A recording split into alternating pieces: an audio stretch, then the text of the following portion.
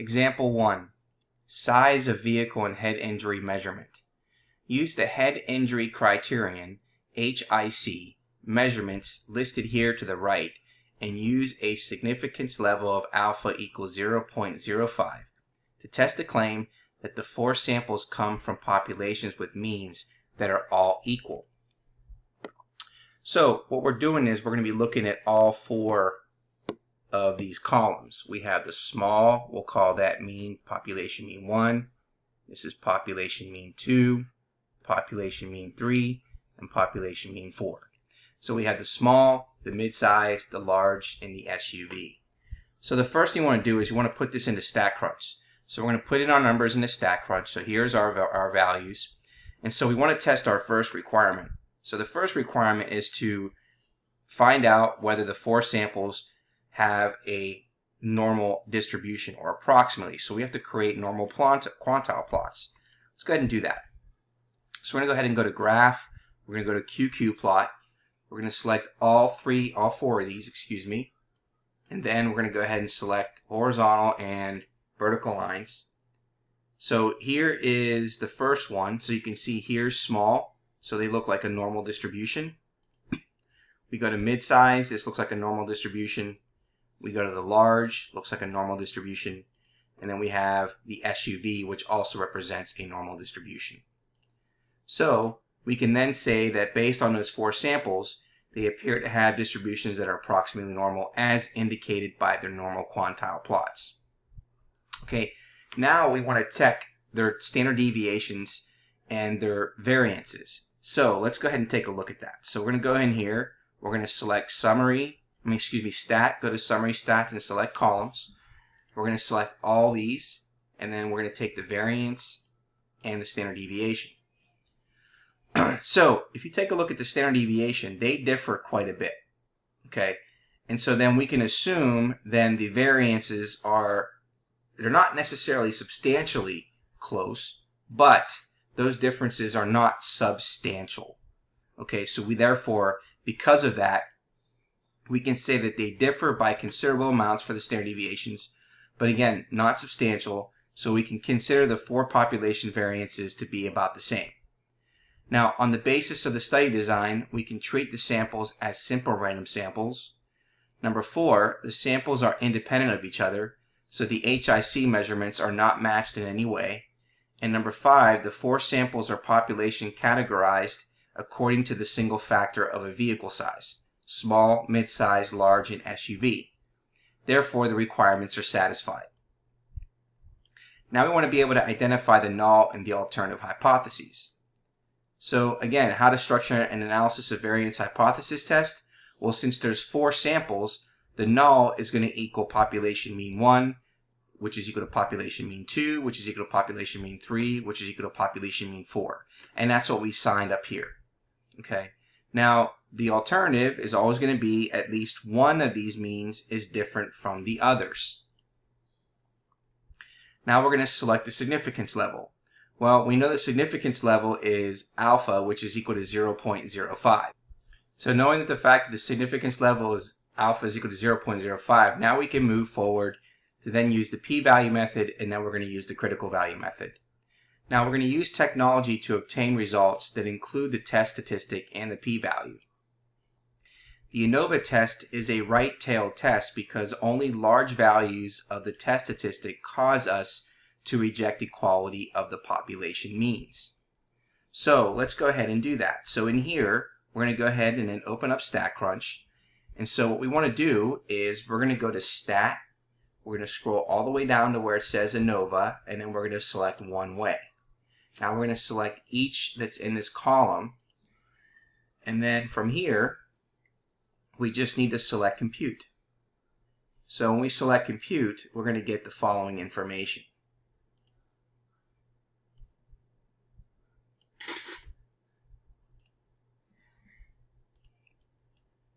So here's the information that we have. So before I minimize this, okay, you can see again here we have our N. So this represents the sample size for each. We have our mean for each of these. We have the standard deviation for each of these. Then we have the standard error for each of these. And then down here we have the ANOVA table. So for the columns, we have the degrees of freedom, which represents 3. Okay, this is the sum of squares, which we have the following. This represents the MS, and then we have the F stat, which is the F test statistic, and then we have the p-value. So the F test statistic you can see here is 7.685. And if we round the p-value to 3 decimal places, we end up getting 0.000 when rounded. So now, basically what happens here is that if we wanted to draw this picture, right, we should know what this would look like. Okay, we know that this is going to be a distribution that's going to be skewed right. Okay, and then we have our test statistic here, which is listed at 7.685. And then we determined just from the display that our p-value rounded to 3 decimal places is 0.000. So the p-value from the display gives us 0.000.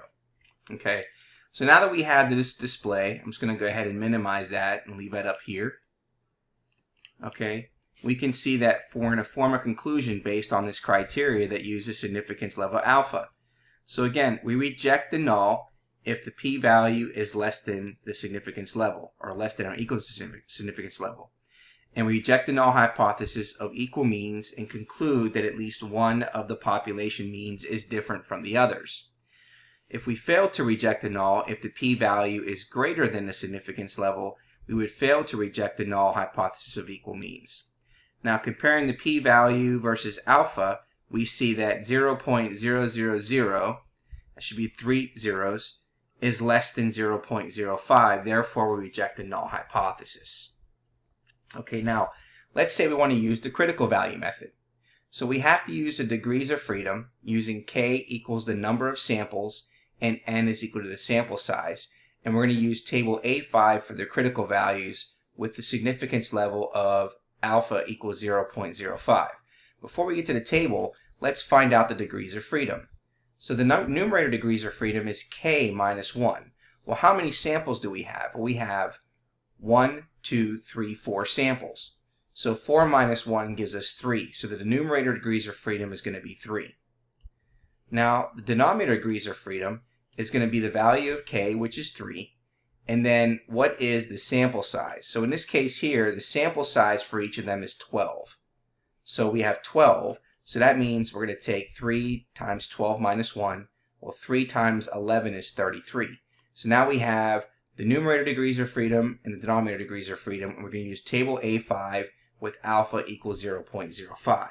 So if we go to the back of the book, okay, we're using table A5, but this represents 0.025 in the right tail. So we want to keep going to the right until we see 0.05. Okay, so this is alpha equals 0.05. And remember, the numerator degrees of freedom is 3, so we're going to use the third column. Then we're going to look for 33. So if we come down here, we don't have 33, but it's closer to 30, so we're going to use the critical value to be 2.9223. So, therefore, the test statistic we found from the display to be 7.685, and the critical value is 2.9223. So, what that means is the following. If we draw our picture, and again, this is a right tail distribution, okay, we would say that our critical value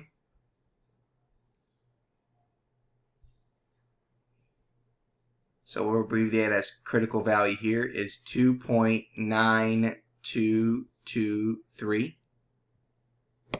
And then we would then say that this is going to represent, because again, this is the area to the right, so that's what we use, because again, it's a right-tailed, because only large values of the test statistic cause us to reject the equality of the population means.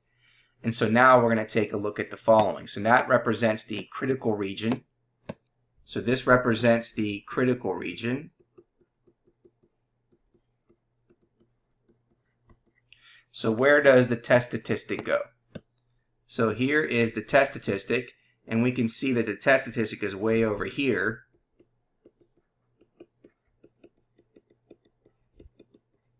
And that's 7.685. So therefore, we're going to say the following. Remember that we reject the null if the test statistic is in the critical region. We fail to reject the null if the test statistic is not in the critical region. And since the test statistic of 7.685 is in the critical region, therefore we reject the null hypothesis. So we're going to state the conclusion. Now recall that there's only two options because of the fact that the null is going to have the equality. So if the original claim includes equality and we reject the null hypothesis, which is what we did, we rejected a null and the original claim includes equality, we would say that there is sufficient evidence to warrant rejection the claim that followed by the original claim. So here's the interpretation. We would say that there is sufficient evidence to warrant rejection of the claim that the 4 samples come from populations with means that are all equal. Using the samples of measurements listed, we conclude that those values come from populations having means that are not all the same.